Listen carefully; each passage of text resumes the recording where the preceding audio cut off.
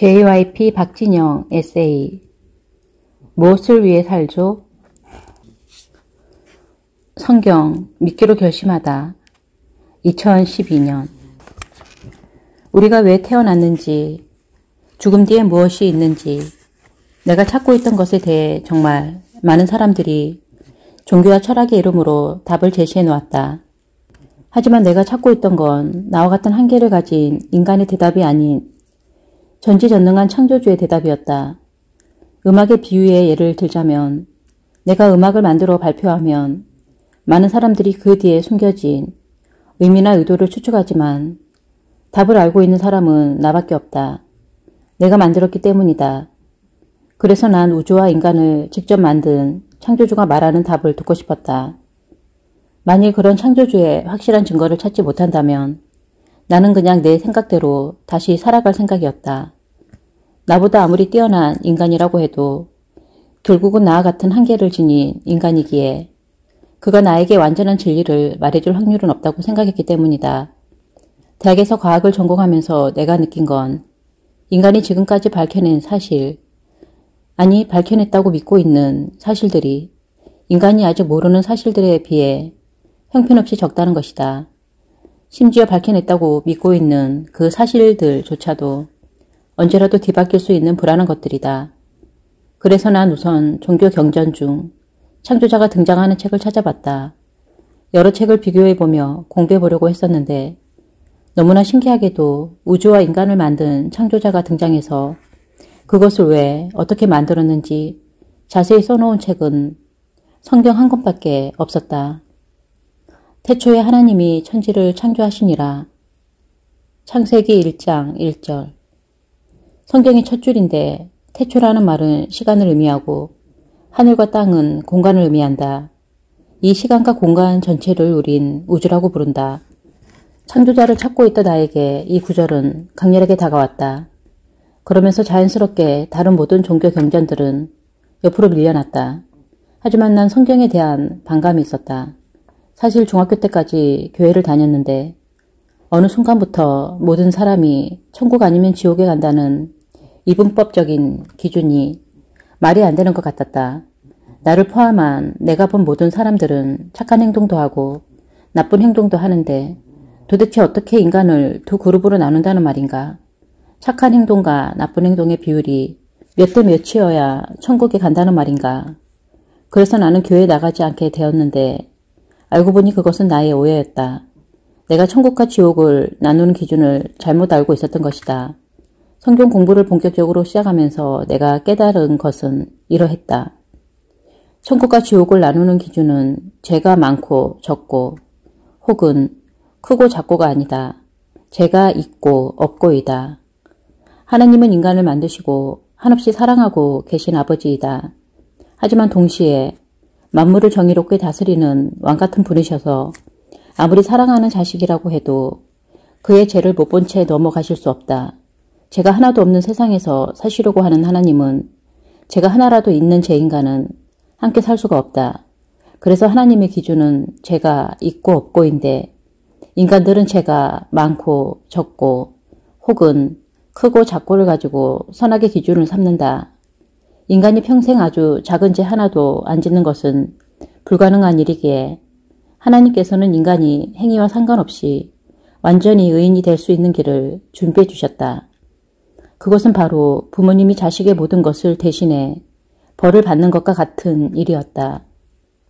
하나님께서는 자신이 만든 인간들의 죄를 대신해 벌을 받으시려고 자신의 분신인 예수님을 인간의 모습으로 이 땅에 보내어 인간 전체를 대신해 십자가에서 처형당하게 하셨다.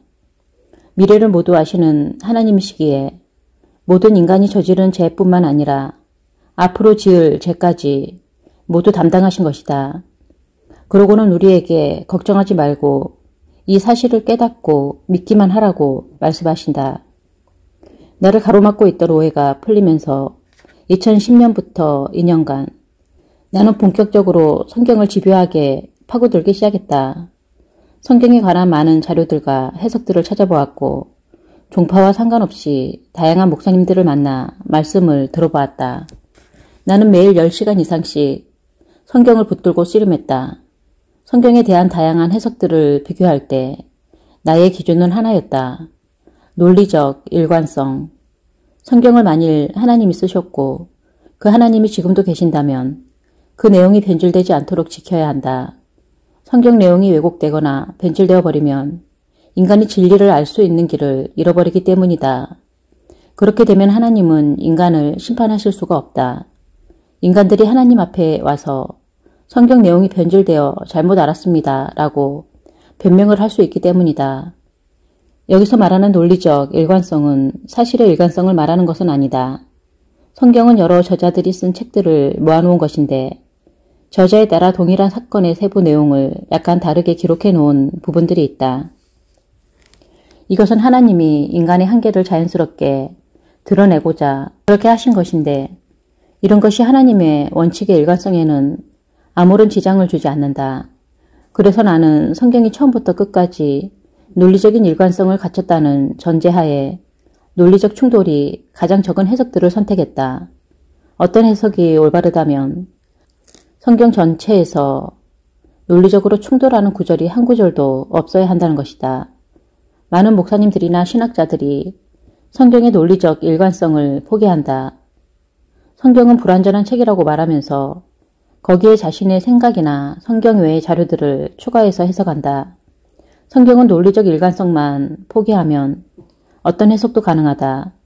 자신의 해석과 논리적으로 충돌하는 구절이 나오면 성경이 논리적으로 완벽하지 않다고 말하면 되고 문제가 되는 부분이 나오면 비유라고 말하거나 시대적 특수성 때문이라고 말하면 되기 때문이다. 생각보다 많은 목사님들이 이 방법을 택한다. 성경이 만일 논리적인 일관성을 갖추고 있지 않다면 우리는 몇 프로까지 융통성을 발휘해도 되는 것일까? 10%? 20%? 융통성이라는 것은 발휘하기 시작하면 끝이 없고 그렇게 되면 우리는 기준을 잃어버리게 된다. 불완전한 저울을 가지고 아무리 재어보아도 그 정확한 무게를 알 수 없듯이 말이다. 그렇게 논리적 일관성이라는 기준을 가지고 공부해본 성경의 내용은 이러했다. 1. 성경의 저자는 하나님이시며 우주를 창조하셨다. 2. 하나님이 역사 속에서 선택한 인간들의 영혼을 움직여 성경을 기록, 편집, 번역, 유지하셨다. 3. 하나님은 원래 우주와 그 속의 모든 걸 영원하도록 썩지 않도록 창조하셨고 그 창조의 목적은 인간과 함께 영원히 사랑하며 살기 위해서다. 4. 사랑을 하기 위해서는 당사자들이 모두 자유의지가 있어야 하므로 인간에게도 자유의지를 주셨고 그 자유의지를 활용할 수 있도록 두 개의 선택을 만들어 주셨다. 하나님의 말씀을 따르는 선과 하나님의 말씀을 거스르는 악. 5. 영원한 존재였던 인간은 하나님의 말씀을 거스르는 선택을 하여 정의로우신 하나님과 함께 살 수 없는 죄인이 되었다. 생명의 근원인 하나님과 단절된 인간은 이때부터 죽는 존재, 썩는 존재가 되었고 인간의 피해는 죄를 지을 수밖에 없는 죄성이 생겼다. 그 뒤로 태어난 모든 인간은 이 죄성을 물려받아 태어나 죄를 짓지 않을 수 없는 존재가 되었다. 이때 온 우주도 썩는 우주로 바뀌었다. 6. 미래를 다 아시는 하나님은 인간이 하나님의 말씀을 거스르는 선택을 할 것을 미리 아시고 인간의 귀로 이해할 수 있는 말씀이라는 자신의 분신을 미리 준비해 이 말씀을 통해 인간을 구원할 계획을 세워놓으셨다. 이 말씀을 아들이라 부르고 그에게 자신의 모든 권한을 넘겨 창조를 포함한 모든 일을 그 아들, 즉 말씀을 통해 하셨다. 7. 이 말씀이 2000년 전에 인간의 모습으로 세상에 온 것이고 그게 바로 예수님이다. 8.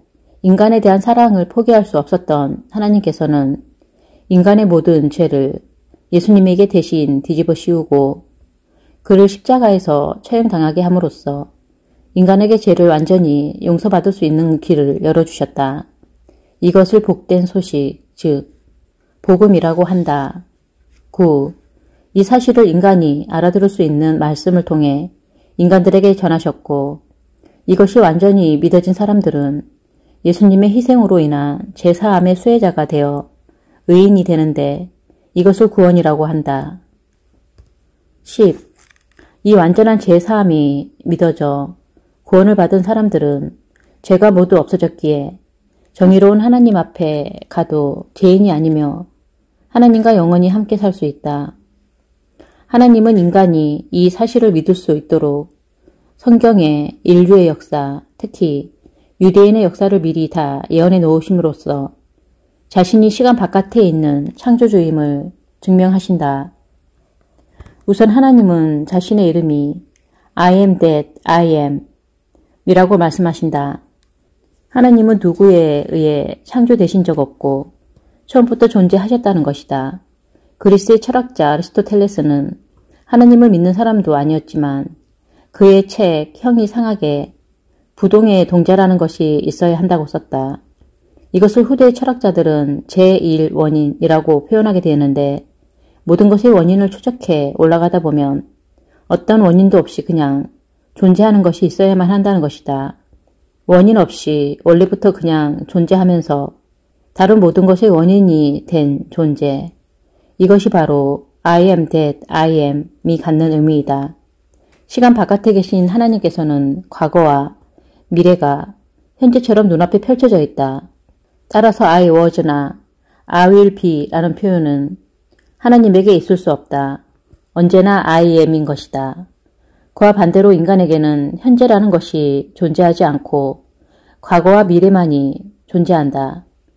우리가 지금이라고 말하는 순간 그것은 이미 과거가 돼버리기 때문이다.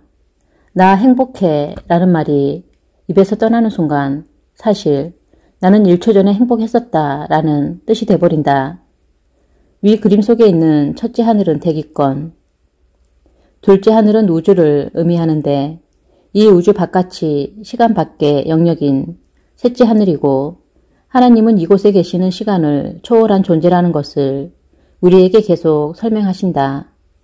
따라서 성경이 정말 진리인지 아닌지 확인해보는 방법은 간단하다. 성경에 쓰여있는 수많은 예언들이 맞았는지 틀렸는지 확인해보면 된다. 특히 하나님이 자신의 증인으로 택하신 유대인의 역사를 보면 된다. 하나님은 심지어 인간들에게 미래를 맞히지 못하는 신을 왜 믿느냐고 나무라신다.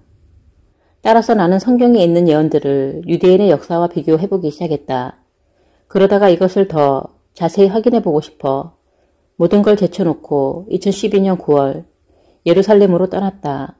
2달간 핸드폰도 꺼놓고 세상과 단절한 채 박물관, 도서관, 역사 현장 등을 찾아다니면서 성경의 내용과 역사 자료들을 비교해보았다.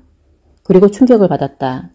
예언들은 몇십 년, 몇백 년 혹은 몇천 년 후에 다 이루어졌고 그것들은 부인할 수 없는 역사적 자료들로 남아있었다.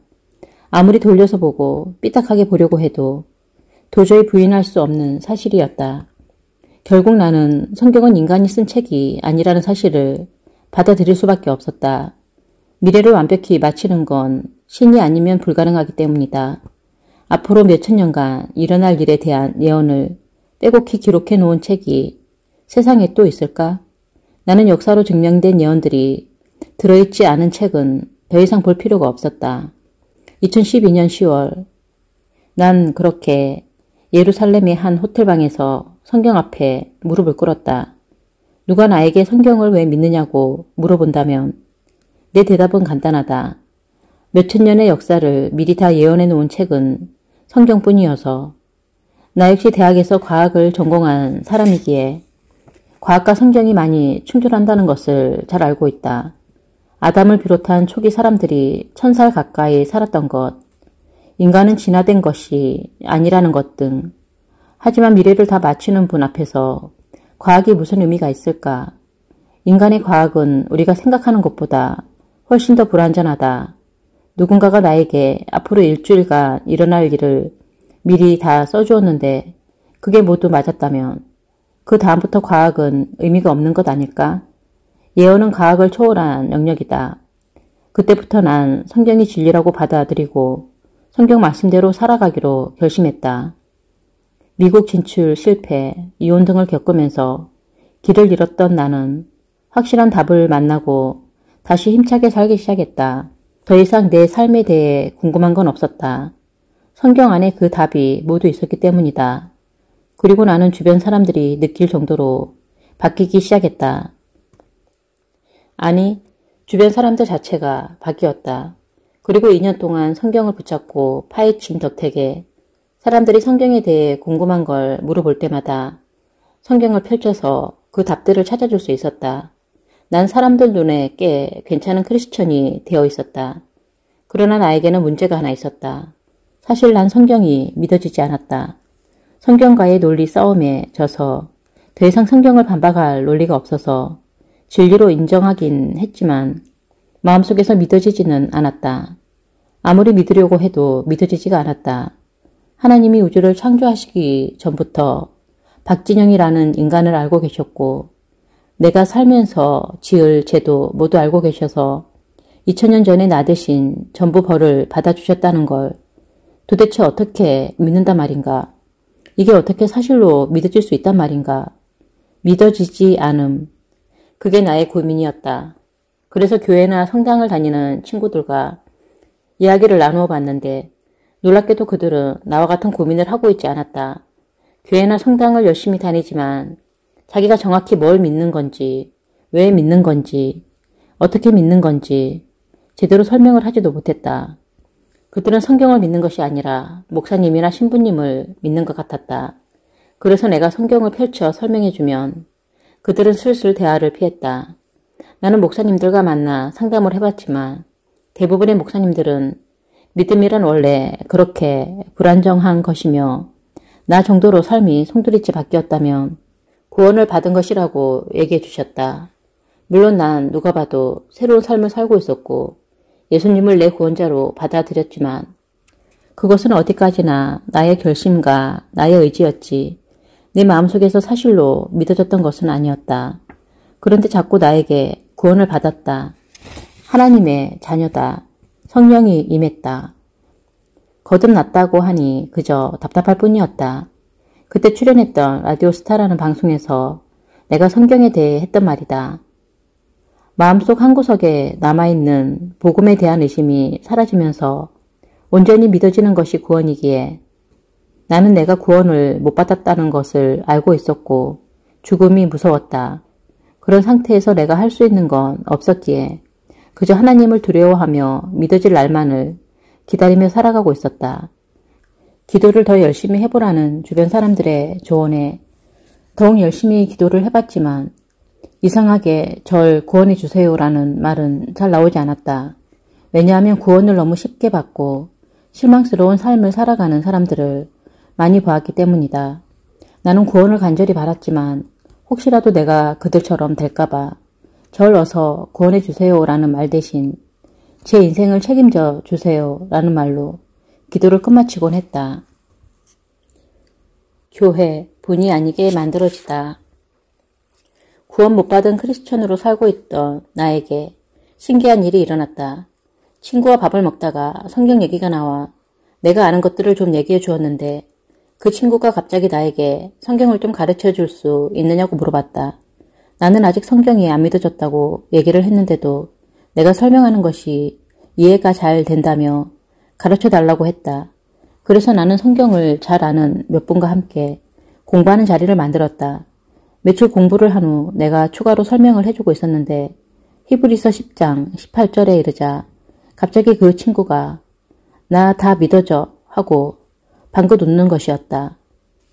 자신의 모든 죄를 예수님이 짊어지고 가셨기 때문에 자신은 천국에 간다는 것이다. 그날 나는 처음으로 사람이 구원받은 모습을, 거듭나는 모습을 보았다. 친구를 위해 옆에 있던 피아노로 주의 말씀 받은 그날이라는 찬송가를 연주해 주었고 그 친구는 벅찬 마음으로 노래를 불렀다. 난 그를 위해서는 정말 기뻤지만 내 모습은 너무 초라했다. 나는 왜 안 믿어질까? 그런데 거기서 끝이 아니었다. 그 친구가 이걸 꼭 들려주고 싶은 후배가 있으니 똑같이 다시 한번 설명을 해달라는 것이었다. 그렇게 초대된 후배가 설명을 듣고는 그의 동생을 또 데려오고 그 동생은 또 친구를 데려왔다. 이런 식으로 함께 성경을 공부하는 사람들이 늘어나면서 그중 구원을 받은 사람들도 함께 늘어났다.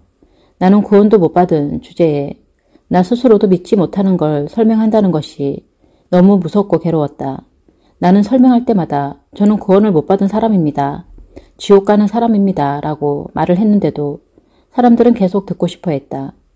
성경엔 장님이 장님을 인도하면 함께 구렁텅이로 빠진다고 기록되어 있기에 난 멈추고 싶었지만 사람들이 거듭나는 일이 계속 일어나니 멈출 수가 없었다.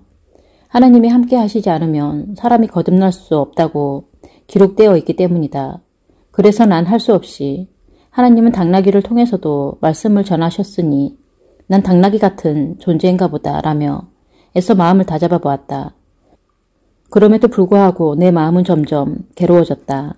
특히 내가 설명을 해서 구원을 받은 사람이 나에게 근데 당신은 왜 이게 안 믿어지세요? 라고 물어볼 때 창피해서 죽을 것 같았다. 나는 예수님이 여러분의 죄를 다 짊어지고 가셨어요 라고 설명하면서도 정작 나 자신은 그 여러분 속에 들어 있다는 게 믿어지지 않았다. 성경은 구원받은 사람들을 새 생명으로 표현하는 젖을 먹여야 한다고 되어 있기에 할 수 없이 우리 집에서 정기적으로 모이기 시작했다. 교회를 다니시던 분들 중에는 구원을 받고 원래 교회로 돌아가시는 분들도 있었지만 우리 모임에서 계속 공부하고 싶다는 분들도 많아 우린 장소를 조금씩 큰 곳으로 옮겨 다녀야 했다. 인원이 몇십 명이 되면서 구원도 못 받은 나를 중심으로 교회가 형성되어 버렸고 난 그 속에 꼼짝달싹 할 수 없이 갇혀버렸다. 자신 있게 하나님의 말씀을 전할 수도 없었고 그렇다고 도망갈 수도 없었다. 내가 할 수 있는 건 불안과 두려움 속에서 기도하는 것뿐이었다. 드디어 믿어지다. 2017년 7년간 아무리 성경을 열심히 공부하고 계속 기도하고 세속적인 생활을 다 버려도 믿음은 오지 않았다. 내 마음속 성경에 대한 의심이 사라지질 않았다. 2017년 4월 어느 날 밤 히브리서 10장 10절 이 뜻을 따라 예수 그리스도의 몸을 단번에 들이심으로 말미암아 우리가 거룩함을 얻었노라. 라는 구절을 읽는데 갑자기 우리라는 말 속에 내가 들어있다는 것을 알았다. 물론 그 전에도 알고 있었지만 처음으로 사실로 느껴졌고 거룩함을 얻었다라는 것이 믿어졌다. 머리로 이해하고 있었던 것이 마음에서 사실로 믿어진 것이다. 그것은 정말 믿으려고 애쓰는 것과 믿어져 버린 것의 차이였다. 그런데 한 가지 나를 불안하게 만드는 것이 있었다. 그동안 내 주변에서 거듭나는 사람들을 보면 감격해서 울거나 너무 좋아 웃거나 가슴이 뜨거워졌다고 하거나 이제 죽음이 무섭지 않다며 확신에 찬 모습들을 보였는데 난 아무런 감정의 변화도 없었기 때문이다. 그냥 히브리서 10장 10절에 우리라는 말 속에 나도 들어있다는 깨달음 뿐이었다. 난 내가 구원을 받았다는 것을 알았다. 그러자 성경이 다르게 보였다.